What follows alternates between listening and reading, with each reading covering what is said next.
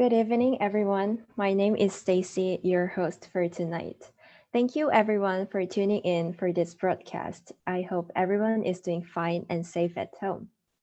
We are doing this series of program because JPO think this will be able to help in lifting up everyone's spirit in this period of long lockdown. Please help us to do the polling. Your feedbacks are very needed and appreciated. If you have any questions at any time, please type them in Q&A below, not in the chat. Your questions will be answered by our speaker after the interview session. JPO are very honored to be able to invite Emmy Wils as our special guest for tonight. Emmy Wils showed an early interest for music and developed into a passionate musician. When she was 9, she received her first piano lesson from Johann Bossels at the Music Academy of City of Tungarin. In 2012, she started her studies at Brussels Conservatory in the classes of Piet Koeken and Hans Rickenlich. And in 2018, she finished her Master Magna Cum Laude in the class of Bojan Botaničarov.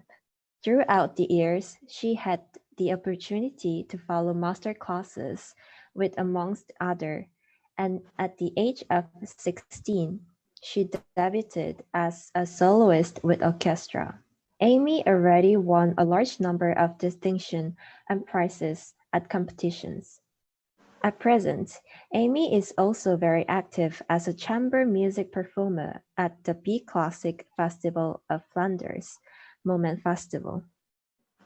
Since 2016, she leads the Sonos Ensemble, a young and versatile classical formation of 11 musicians based in Brussels, Belgium. Since 2018, she's also part of the Infinity Duo with flutist Natalia Jarzbach, with whom she recorded a CD in October 2018.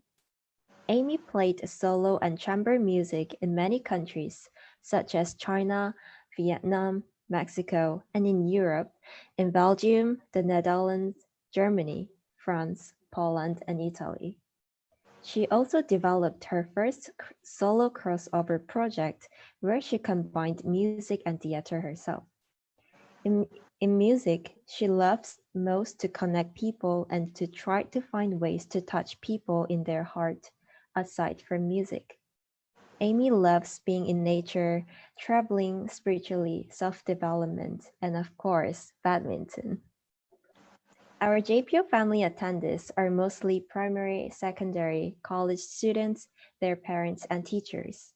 At the end, we believe that your sharing of knowledge will be truly invaluable to them. Hello, Amy. How are you doing? Hi, Stacy. Nice to see you here. I'm doing Nice to good. see you too. How are you? I'm fine. Oh, you're in Belgium? Good. Things are good here. The sun is starting to shine again, so people are getting happy. Oh, so how's the situation? Is it getting better so you can go outside? Yeah, right now, as from today, actually, the measurements against Corona are getting more loose, so people can go outside again, although it's really still kind of strict, so everything is going step by step. For example, schools are not open yet. Maybe from next week onwards, we'll have to see how the numbers are evolving. But that's the Oh, plan. how are you coping in your house? Oh, I'm good. I have my cat, and my cat gives a lot of comfort. That's good. Yeah. All right. So, could you explain what was the video about just now? Yeah, sure. So this video was from the finals of a competition I did in 2016, so already 4 years ago. And the jury could pick the pieces for the finals. And normally in the finals, you get to play like this kind of big showpiece, you know. But they Mm. picked a prelude in fugue from Bach and the Etude, which is not on the video. So I was really surprised, like, why would they do that? Because that's something you normally play in first round.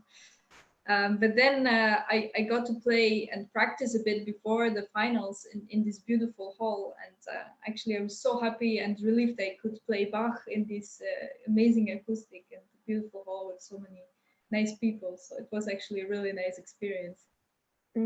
Was it like really randomly picked on that spot?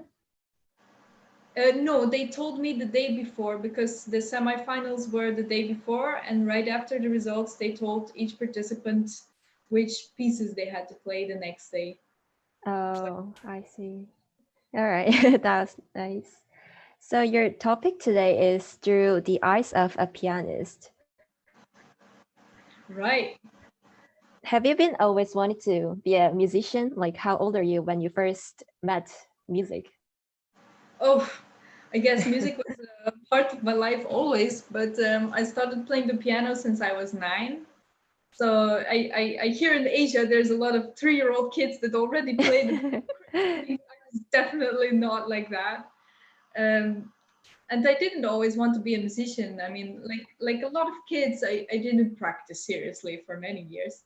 So only since I was 15 or 16, I really got into it. And the last year of my secondary school, I was doing a lot of sciences, and I got really depressed and really unhappy about it. And I thought, no, I cannot do this for the rest of my life. I have to leave it to people who love that. So what do I love? And then I found out I really wanted to do music, so I tried to go for it.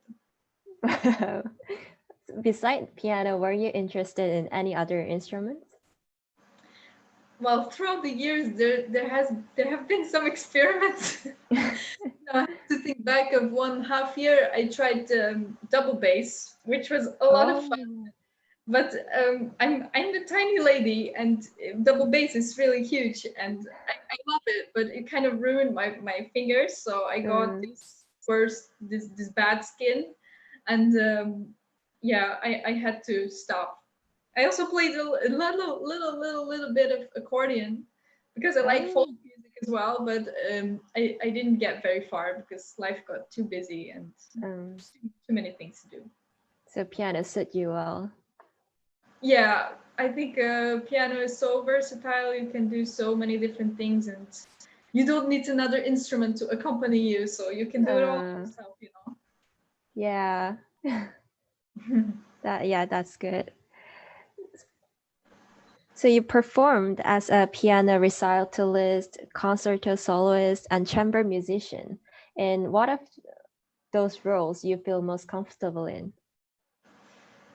I would say I really love playing chamber music because you get to go on the stage with more people, and it just creates more energy because you're more people, and there's so much beautiful music.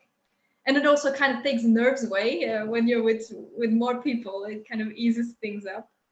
But I Mm. have a big love as well for being solo, but also doing the theater, so I can speak a little. So I really love this kind of mixed form as well. Sometimes in these really formal events, I have to, be dressed nicely, and you have to bow for the audience, and you play your recital and you have to bow again, and you have to smile and look pretty, and they will be happy about it and clap, and that's it. But sometimes I lack a more natural way of Mm. performing, so I can speak a little, make a connection to the audience, and I think that's what I'm most comfortable in. Oh, so you like to cooperate with audiences and stand in front of many people and share music? For sure, yeah. That's good. All right. How important have competitions been for the development of your career? And would you advise other young people to enter them? I would say they have been quite important in the past. So I did most of the competitions while I was in my conservatory years, so when I was in school. And most of the people that you want to work with in your career are the people you meet in the conservatory at first, of course, and then when you get out you meet so many other people. But at that moment, people of course hear everything you do, and if you win a competition or several, or you get some prizes here and there, people really take it as a reference, like, oh, so jury thought that was good, okay, maybe we can ask her for something to play together. So it's a really good reference. but I don't always like competitions. Like you heard like Bartok, he said that competitions are for horses. So I must agree in some level. I don't know if you ever heard of the Queen Elizabeth competition. It's one of the highest competitions in the world. It's Oh. here in Belgium. It's each year. It's for 4 different instruments, and each year a different instrument. And sometimes I just think people at that level, why would you compare them?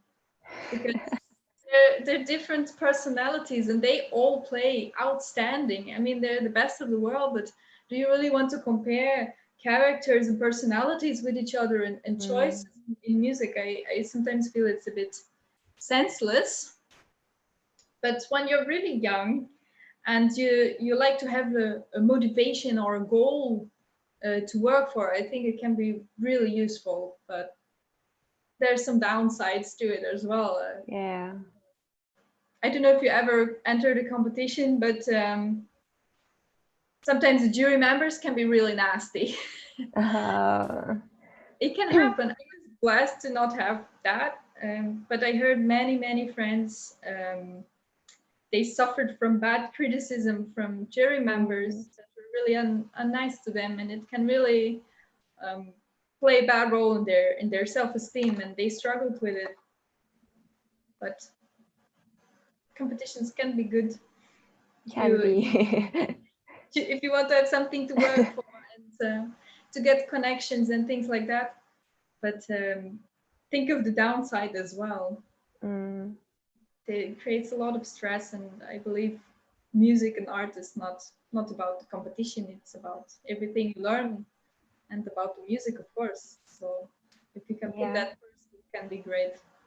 Mm. But you have entered quite a lot of competitions. Yeah, mostly in Belgium, of course, when I was a bit younger. So in Belgium, we have a lot of competitions for pianists under the age of, let's say, 25, I would say. So I almost did all of them since I was, I don't know, since I was maybe 18, I think, maybe Mm. 16. Yeah. Have you experienced any bad things from competitions? Well, sometimes, of course, you don't get through to the next round. But it's part of the game, so it's not good nor bad. It's just you always learn things. And I was very lucky that I always encountered very nice jury members that always kind of try to help me and give really good advice and tips. So, Yeah. All right. Okay. Um, is there any tips for people who has anxiety before entering their competitions? oh, like before going on stage, maybe in general, I don't know. I think everybody kind of creates their own thing. Like I did a whole list of weird stuff you can do before a concert. Like I tried singing. So I was in my dressing room singing, and you really don't want me to sing. So people that were running the backstage were like, "What's she doing?"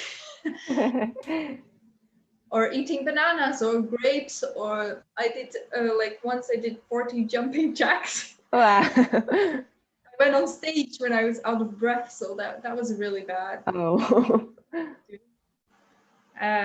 Keeping your hands warm is a very good thing to do. It I think just getting in the zone, getting into the music in your head. But quite everybody has to depends. find their own way. Yeah. So you don't really have like a fixed thing that you always do. Huh, not really. I try to stay calm, you know. Prayer. Yeah, no, not really. All Put on right. the underwear. Okay. Well, that was good tips too. Can you tell to the young audience how is it like to study music in Germany or Belgium? Yeah. So in Belgium, it was nice, but for me, it was nice because I'm Belgian, and all European people don't have to pay so much. When you're a foreigner, though, from outside of Europe, you want to study in Belgian conservatories, I believe there you have to pay a huge fee, so it's not easy to do it. Germany then is like the heaven for students. Education is mostly free or like really, really cheap. I think for 1 year I paid 100 euros, which I don't know in your currency what's like, but it's not much for 1 year. Really. I mean, Yeah. and they have so many student accommodations over there in Germany. Like to rent a room is super cheap. They give you free public transport cards, and Wow. they have student restaurants which are really cheap. If you don't get sick from them, it's really good. And yeah, Germany. It was a really nice time to study there. Oh, so is there any scholarship for foreign students? I must say I don't know much about that. The only thing I do know about is that we have in Europe the Erasmus program. Did you hear about it maybe? No, Erasmus. I haven't heard about it. It's actually really cool because if you study in a university or a school in Europe, you can apply for Erasmus, and it means that you get to go either one semester or one full year abroad in another university around Europe somewhere. And all the participating universities in Erasmus, so not every conservatory Oh, will be participating, but I think there's a huge list, so you have a lot of choice. And oh, you can just continue your studies without having a rupture. So if you want to do your first master year somewhere else, you can just do it in Germany, in Norway, or in Spain, wherever you want, and you apply for it. You have to do the exam, and if you're lucky, you get picked, and it's a wonderful thing. You also get money. You get to pay a room or something like that. So I can only recommend it. It's a great experience. wow, that's really cool. Yeah. Is it only for music or just all the subjects? I think it's for all subjects, Oh, okay. for all kind of subjects, everything you want to do. You just have to Oh, be sure you can select a school which has the Erasmus program, but there are lists available on the internet anywhere. oh, okay. Oh, that's cool. That's neat to know. Yeah. Yeah. Can you share any difficult period concerning your decision on your career field in order to become a professional pianist? Oh yeah. Uh, Actually, I think it wasn't specifically maybe one difficult period. Maybe I can tell you later about one specific period, but I think in general, um, if you're doing performing arts or something that takes you on a stage in front of people, it's a really vulnerable spot. So I always have this voice that's saying like, maybe I'm not good enough. There's always gonna be some Asian better than me. There's always gonna be somebody better than me. Why should I do this? And there's always a lot of self-doubt. But I think it's part of the experience, and it's a big reminder to search in yourself what you really want and try to go for it. Um, Yeah. so I think I, people can touch you if you really know what you want and you're okay with it, you accept it, then a bad comment cannot really touch you mm, I that think much. that's what every student who study music thinks all the time. Like, I'm not good enough. Someone is better than me. Yeah, I think a lot of people deal with these thoughts, and um, actually, I don't think they matter if you do what you want to do, and Mm, if you do what you do, it really matters to you, and I think you only can do what is right for you. mm, Maybe it is not good enough for other people, but who are they to say what you should do in your life? I think you are the only one that can give yourself the acceptance. If tomorrow I decide I want to be a circus artist, I don't want to do that, but I couldn't do that. But let's say tomorrow I want to be a circus artist, and I know my family would convict me crazy for this kind of weird circus lifestyle. But in my heart, I feel this is what I need to do in my life. Then I accept it, Mm. and I try to go for it. But it's not always an easy road. Yeah, but I think it's really important to have that positive mind by yourself. Oh yeah, not easy. Mm. When you were feeling down during your music career, how did you overcome it? That's a nice question. Maybe I can give like a really clear thing, something that happened to me last year. So I just had like a very intensive year. I was doing 3 concerts a week. I was working from 8 in the morning till midnight and repeating every day.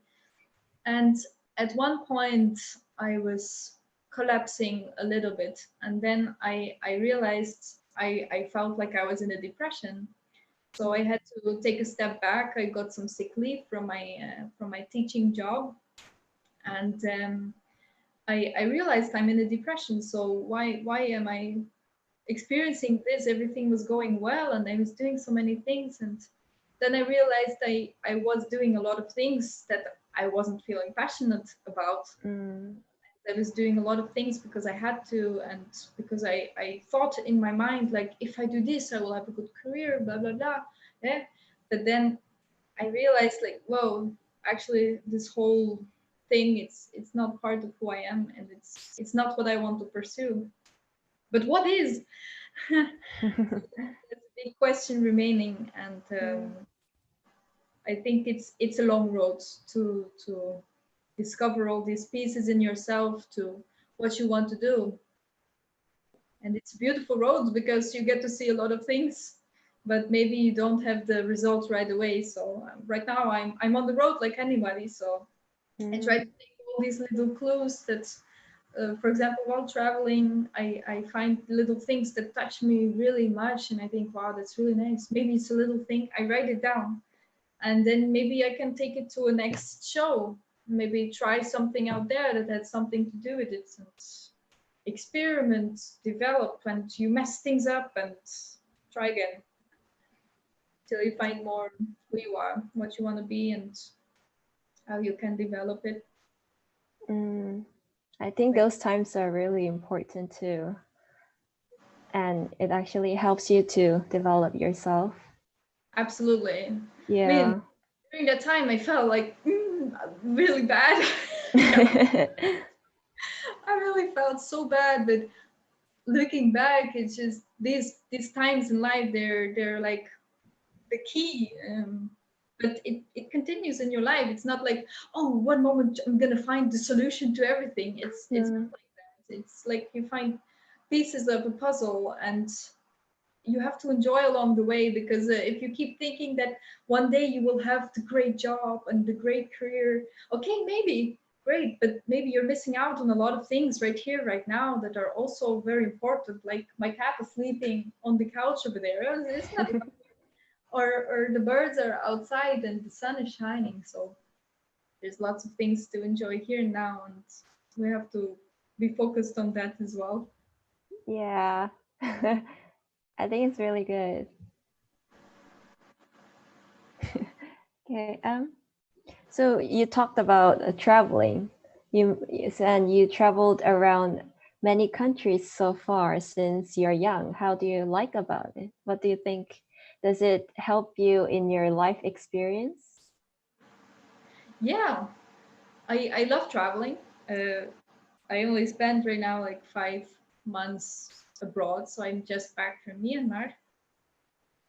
And Oh. what I like to do most is enjoy the nature and enjoy the people, because, well, I always had this idea that people must be so different across the world, Actually, they're not. And it was this great discovery I did. Like, maybe I can tell you a story from when I was in Vietnam. Sure.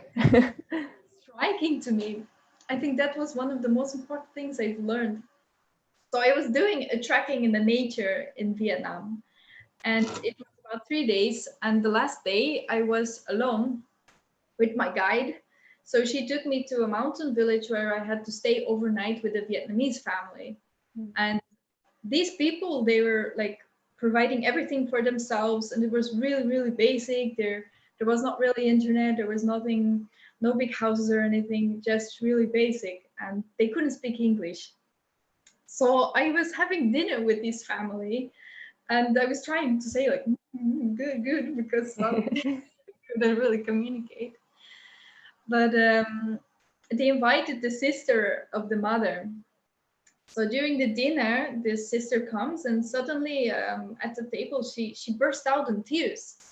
And I didn't know what was happening, and they couldn't explain to me what was going on, or what was happening. So I was just looking like all the people deal here with this kind of sadness. They offer her a hug, would they talk to her, would they do anything? But everybody kind of just stayed quite distant.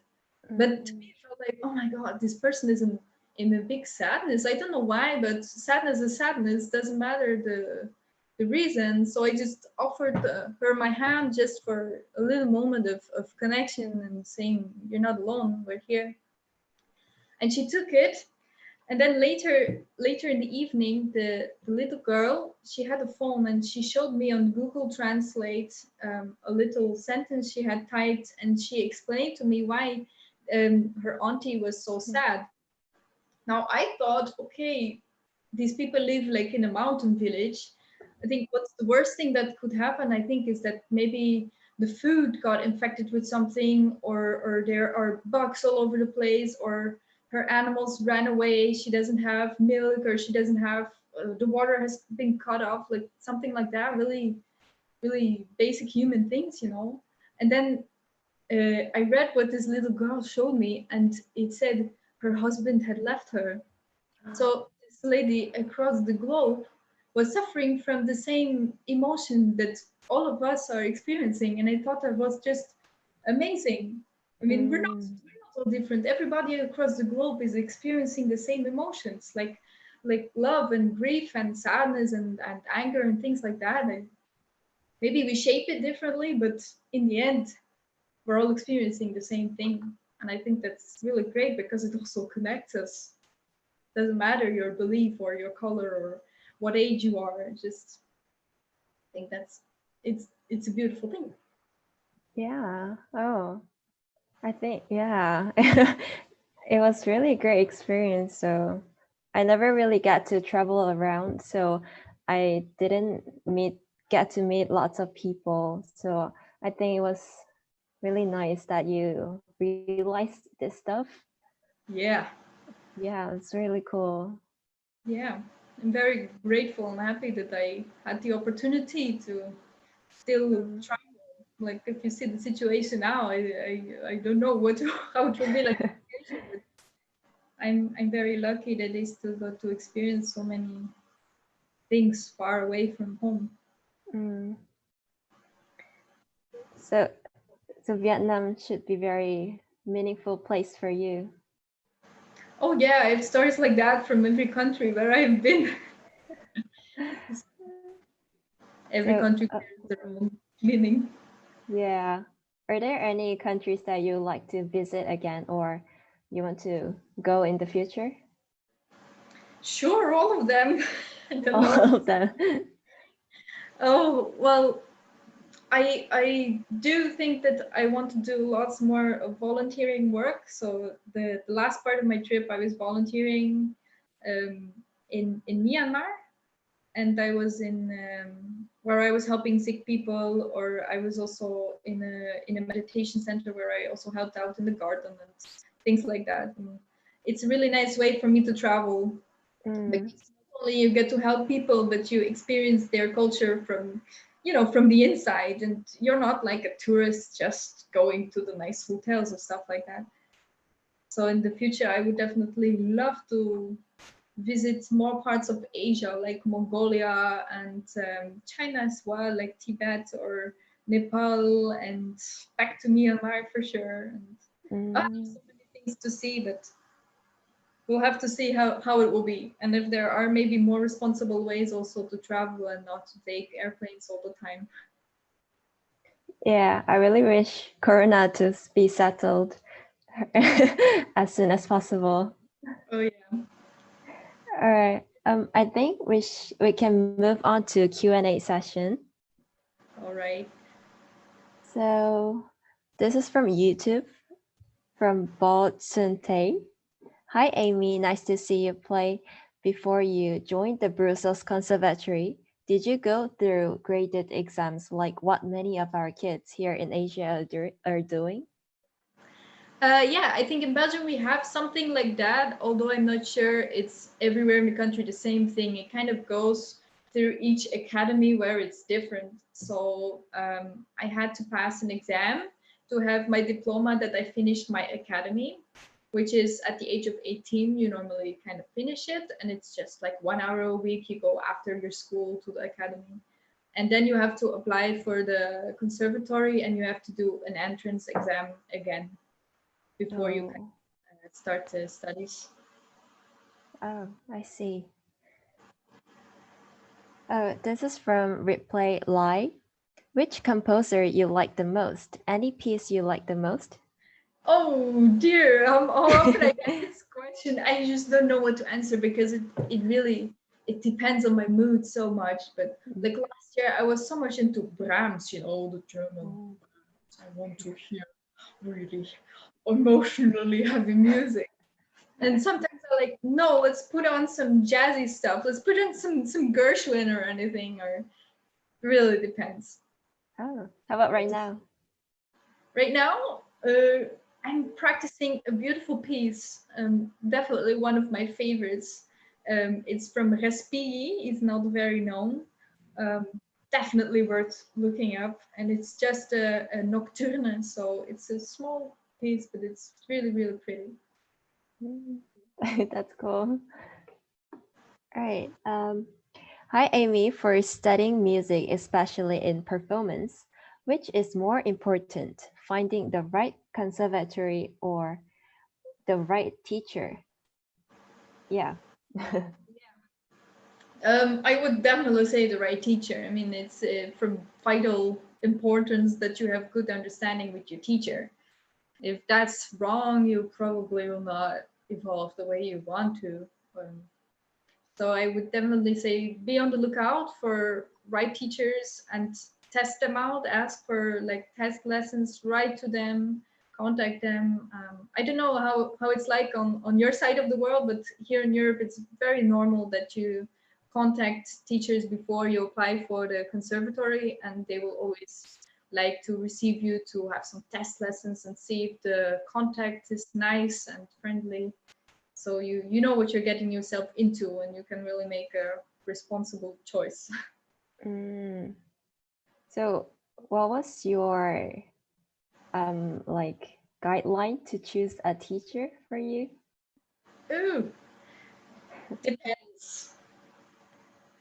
Depends how far you are in your situation, because when I started conservatory I had no idea where I was or what I was doing. So um, I needed a teacher that would bring me lots of good basic technical things and also could inspire me musically.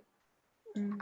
But at that age I wasn't really aware that I needed that, and I was very lucky again that I would fall into this teacher that was great for me. Oh, that Uh, was lucky. yeah. All right. Could you share with us the music scene in Belgium? The majority of people appreciate and support classical music. Is music an important part of life in Belgium? Yeah, music is definitely an important part of life in Belgium, but I would say the classical music scene not so much.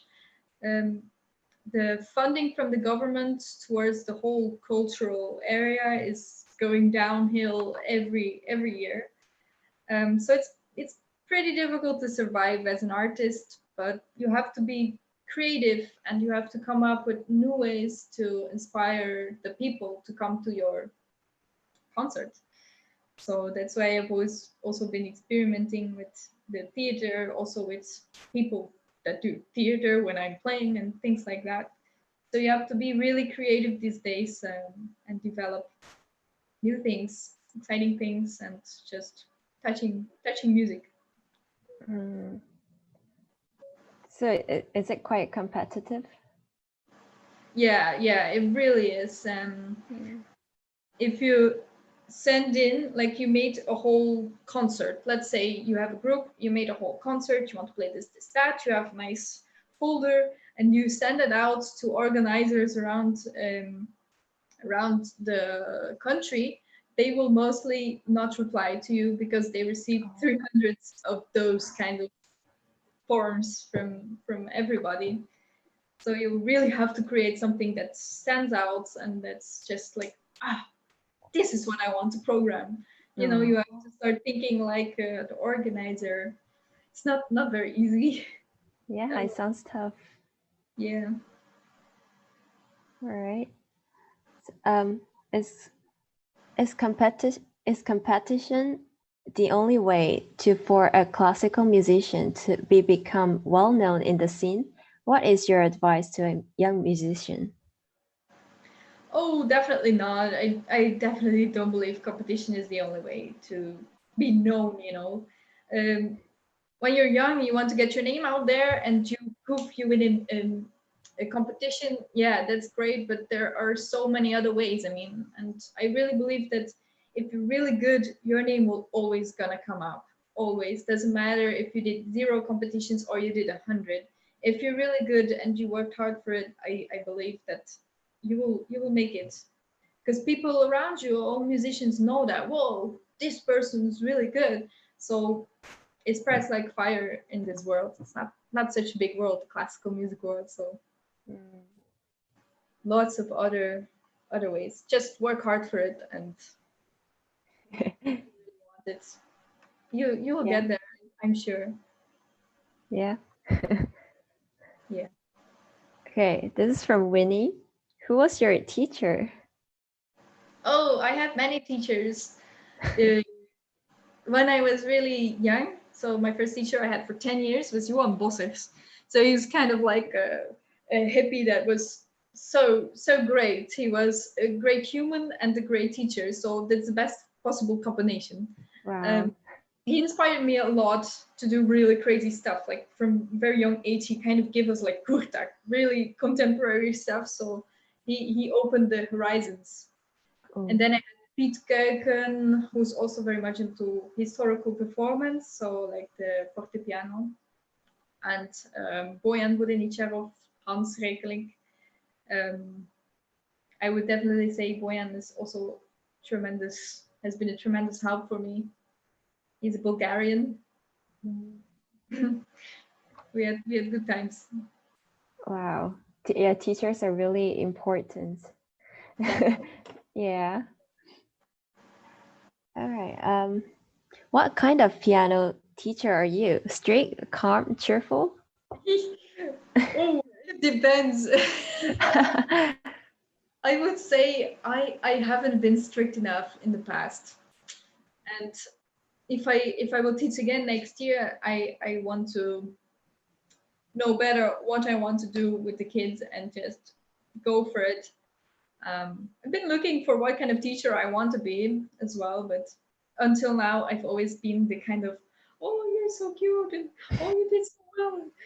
It doesn't really work, so I have to Oh, adjust some things.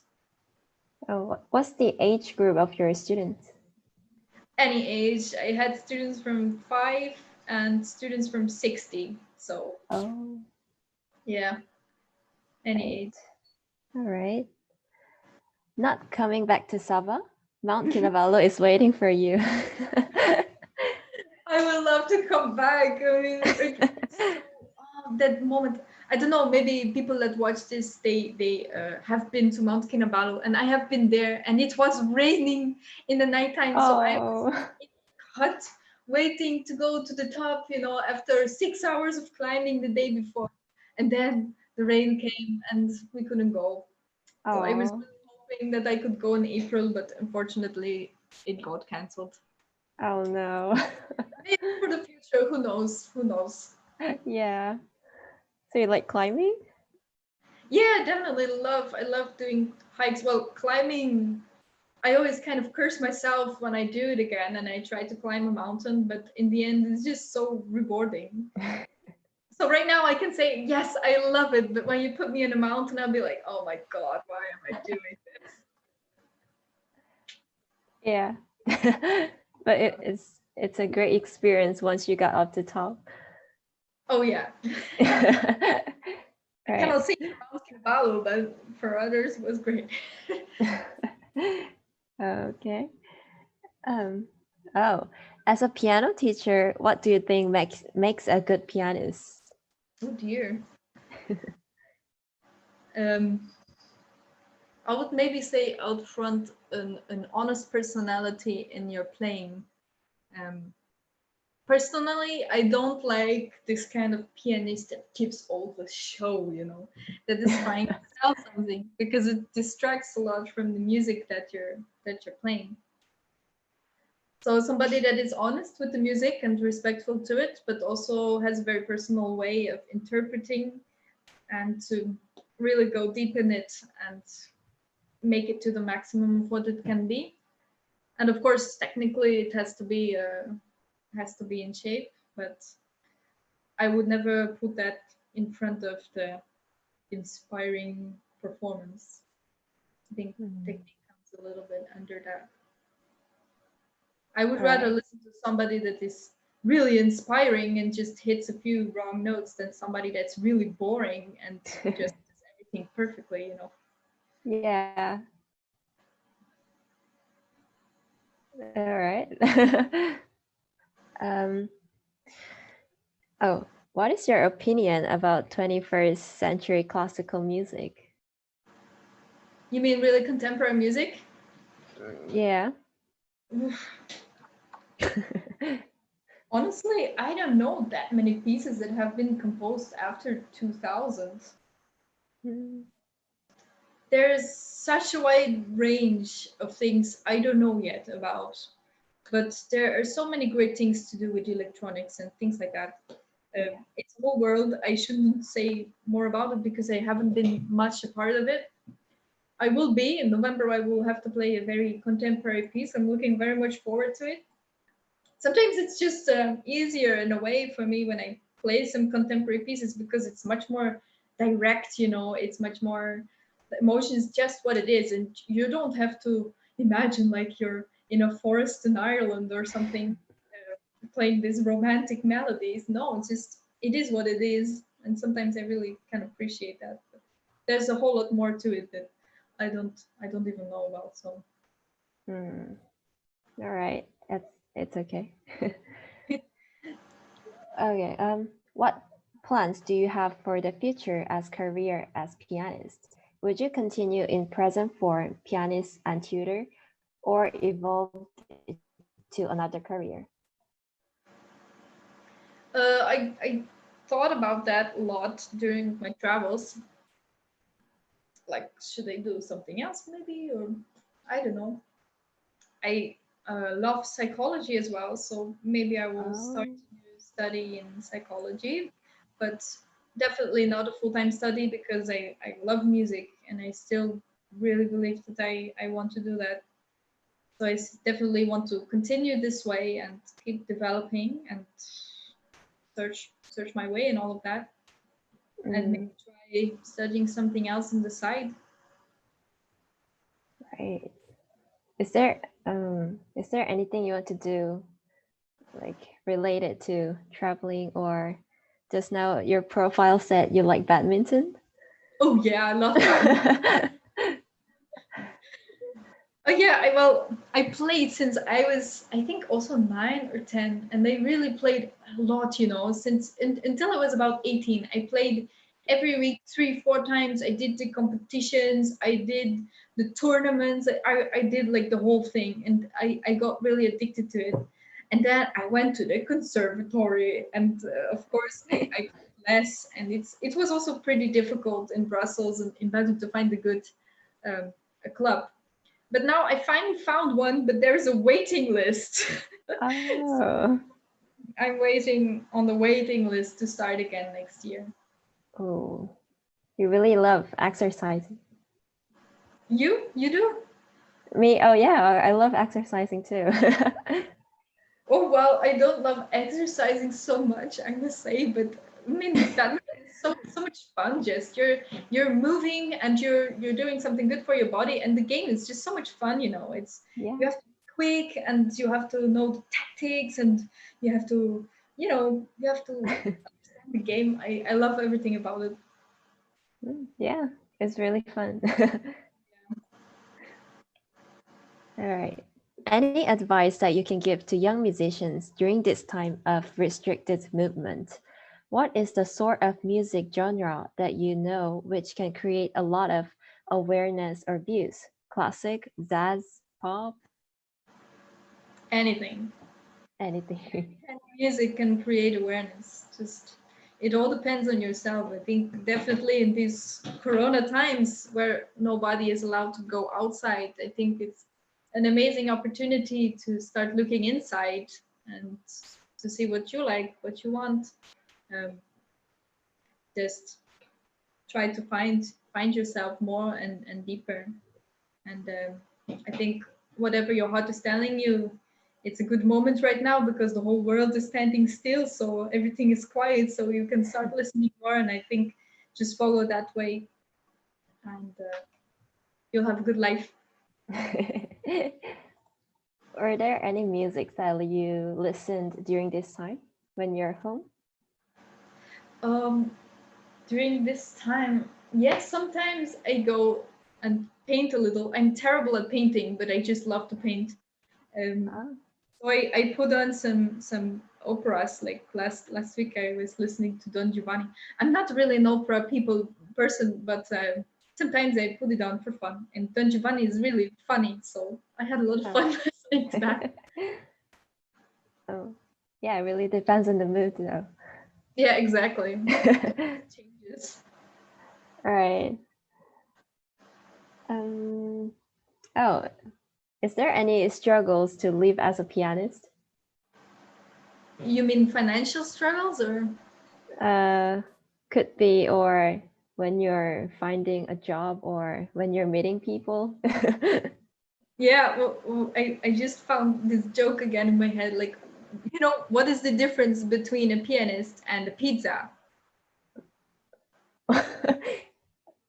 A pizza can feed your family. Oh my God. So dumb, I know, but Wow. yeah, it's not easy unless you're a world famous concerto Mm, soloist. Um, there are many struggles, but I also think it's a privileged life, and at the same time, I mean, you get to do what you love a lot of the time. Maybe you need a side job, like I'm doing the teaching, which is also quite wonderful at times. Um, that's it. so it's mostly financially. Yeah, and like the things I explained, that it's always kind of a self confrontation. Like, am I good enough? Should I be doing this? It's always the self doubt, but maybe it's just me, but I do think it's more of a universal thought, though. All It right. kind of struggles. Um, okay. All right. I think this will be our last question. What is there any advice that you could give to our broadcast and JPO outreach program? Your broadcast, so these things here Yeah, right these now, things. I really like it. It's really fun. I want to see who the other guests are the coming days. I want to see if they are nice and funny. What they like. Yeah, I think it's a very nice initiative, especially now. Also for me, just to be able to talk to somebody because I'm sitting here with my mom and my cat, Oh. so I'm very happy to speak to people my own age again. Yeah, I think it can give a lot of good things to people and share some laughs. Yeah, this could be another way of traveling. Oh yeah, definitely. Yeah. So strange. I mean, you're in the dark and look at that Yeah, afternoon. it's like 2 p.m., 3 p.m. there. Four right now. Oh, Yeah, everybody has to go to bed right now, right? yeah, almost. Oh, okay. There's another question. You're definitely a passionate and proficient pianist. You're already so good. Do you think of ways to improve your piano skills? Oh dear, there's always so much to improve. Don't get me started. Well, it may sound like I did a lot, but I also feel like there's still so much to improve. I think it's a bit like a never-ending story, and it's wonderful in a way. Sometimes I also think, but in a way, it's really nice that you can keep developing and you can keep discovering new things that inspire you. Like for example, last year suddenly I listened to a composition with electronics and it opened a whole world because I never thought that out of the piano sound they can make all these other sounds, and I started practicing it another way again, and it's endless. There's so many ways you can keep improving. And I also believe, sorry, I just keep going. I also believe that developing your personality also can really influence your way of playing. I think if you're 60, you're somebody else than when you're 20. I mean, you're the same person, of course, but you developed in a whole way. So Yeah. it's gonna be something different. All right. It's exciting. Yeah. All right. That was it for the question. So All right. thank you, Amy, again for sharing your experience with us tonight today. Thank you so much for having me. It was really fun. Yeah, it was really fun too. Thank Yeah. you. So All have a good right. night. Sleep tight. Thank you. So tomorrow night we will have Romer String Quartet as our guest speaker. Please check for the link at our Jesselton Philharmonic Orchestra Facebook page and tune in. Also, if you want to watch tonight's program again, you can go to our Jesselton Philharmonic Orchestra media channel on YouTube. Please subscribe and share with your friends. We have recently created JPO account on Instagram and Twitter, so please do follow us for more information.